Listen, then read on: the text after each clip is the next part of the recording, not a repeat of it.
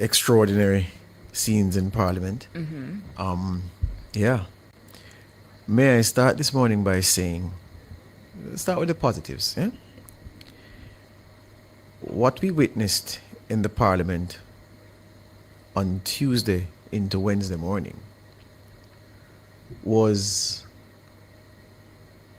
our legislators showing that they believe in work.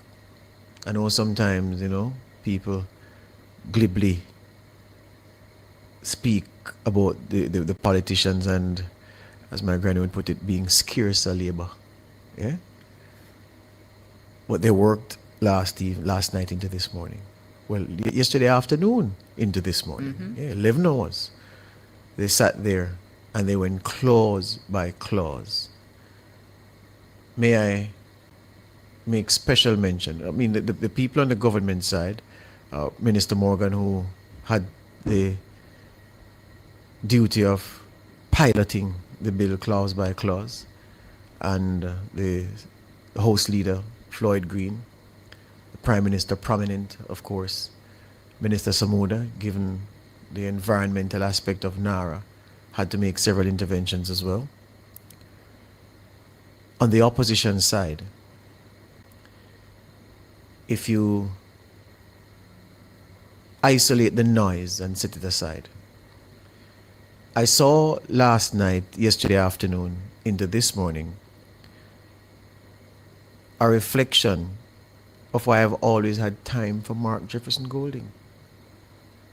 If you watched the proceedings, you saw a legislator at work, and those of us who've been complimentary about Mark Golding over time, notwithstanding the politics and the shenanigans of politics and, the role that he's been asked to play or that he has taken on, and how some things come with executing that role, which you may find undesirable.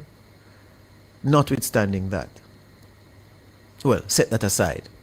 What you saw yesterday afternoon into this morning was a legislator who took the time to examine the bill and was keen to improve it through his eyes. His interventions were aimed at making Narra better, and some of those suggestions were taken on by the government. They sparred over some, they voted on some, and of course the government's majority would make it win all of those votes. But I looked at Mark Golding and I said, yeah man, this is why I've had time for this man over the years, because as a legislator, Mark Golding has been one of our outstanding legislators when it comes to the floor of the Parliament and contributing to bills being debated and ensuring that the laws are set out in the best way possible.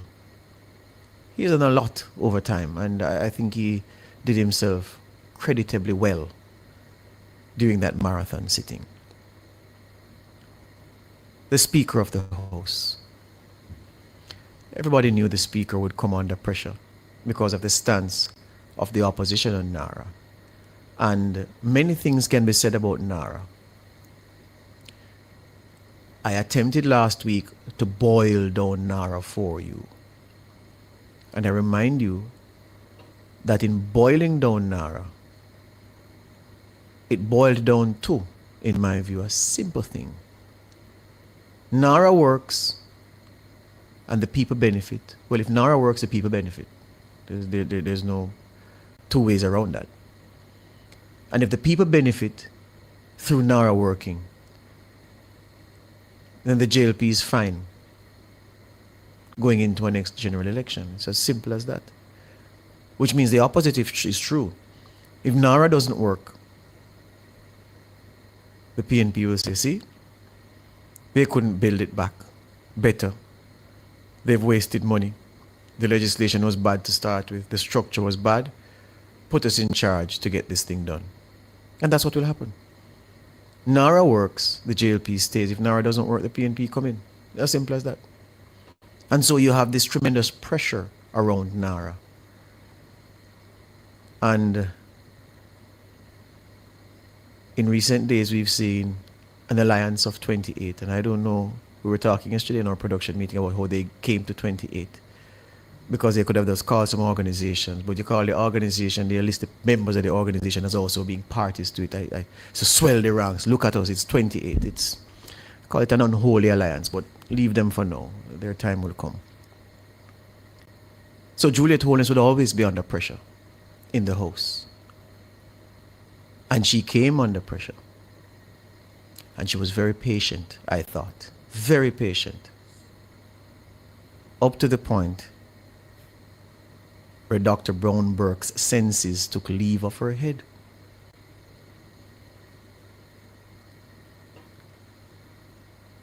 Taking up the mace, attempting to remove the mace. We all know the punishment attendant to such a behavior. Juliet Holness didn't invent the rule around sanctioning, punishing a member for removing the mace or attempting to remove the mace. It's been there for hundreds of years. And it's part of the Westminster Light system that we practice here in Jamaica. There's an infamous situation years ago when Ed Bartlett took up the mace, put it on his shoulder. Did they all laugh and he sat back and they continued? Mm-mm. So when Dr. Brown Burke did that, after, in the words of the, in my view, legendary former British Commons Speaker, John Bercow, for all of the sitting, for all of the time that she was there, she was chuntering from a sedentary position. Whole time. Some of it was good theatre because they need that in the parliament as well. But I said to myself, well, how long before she's cautioned by the speaker? And then the mace incident. And she was named and told to leave. Well, not told to leave. The instruction given to the marshal to remove her. And this is where the fact of a person being an adult comes to the fore. The rules were flouted. The sanction was communicated. Dr. Brown Burke refused to leave. And the marshal could not put hands on her, obviously not. And he was trying to say, Ma'am, the speaker said you should leave. And she refused to leave. And off mic, PNP MPs vociferously defending her. Defending her. Chastising the speaker for applying the rules of the House. And as I watched, I said to myself, then at what point will Dr. Brown Burke realize that, all right, the die has been cast. Let me leave so that the proceedings can continue, because this very important piece of business of the House must continue, and the speaker is not inventing a mechanism to boot me out of the proceedings of this parliament on this day in sports. I repeat, the interpretation of the rule, the application of the rule by Juliet Holness and the team at Parliament was correct, because that's how those things have been interpreted and applied by speakers in houses that mirror themselves on the Westminster system for hundreds of years. And no, as country people are saying, no, it's not recent. It's the established practice.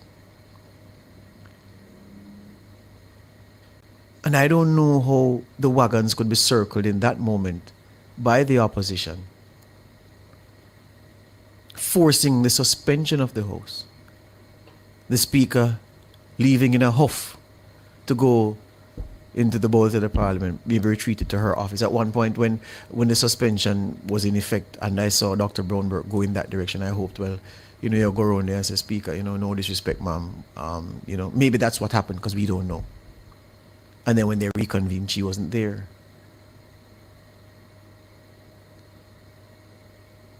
And I'm not condemning and say, boy, the parliament unruly and this. Parliaments everywhere are get chippy from time to time. But I'm just saying,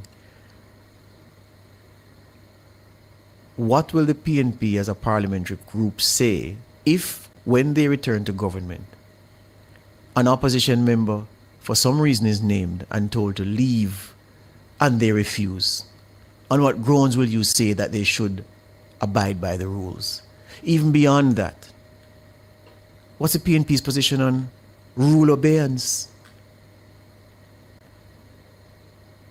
A big woman like Dr. Brownberg named and told that, member, please leave, and you refuse.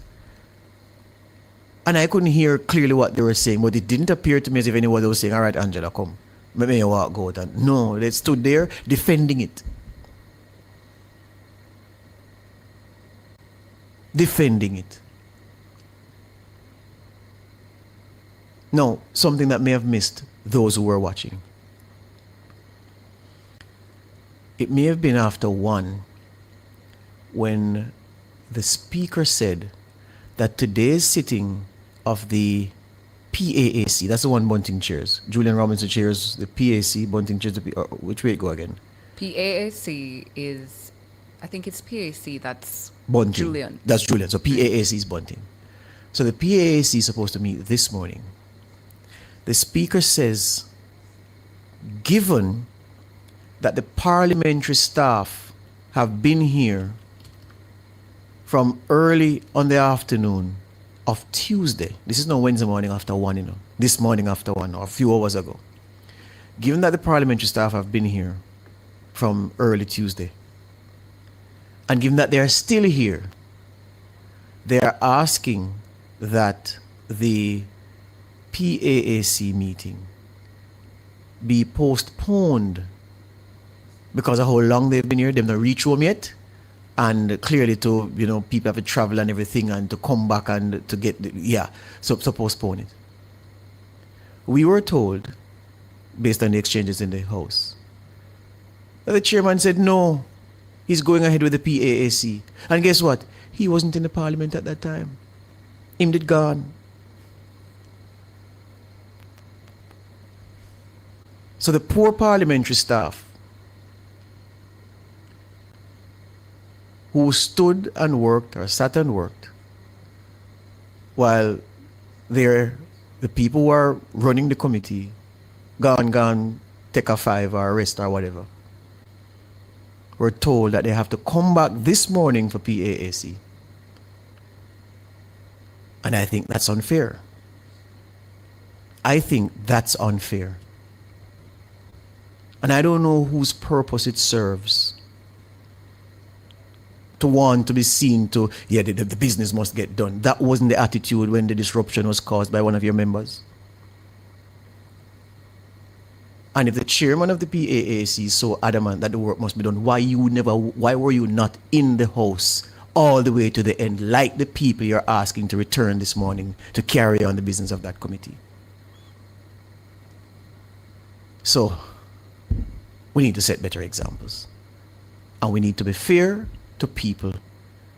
And as adults, we need to, even in the face of shame and embarrassment, especially when we cause it upon ourselves, take ourselves away. And I expected Dr. Brownberg at a point to walk out of the House. She didn't, and we're here talking about that this morning. And Chairman Bunting, PAAC, come on, man. Have a heart. Have a heart.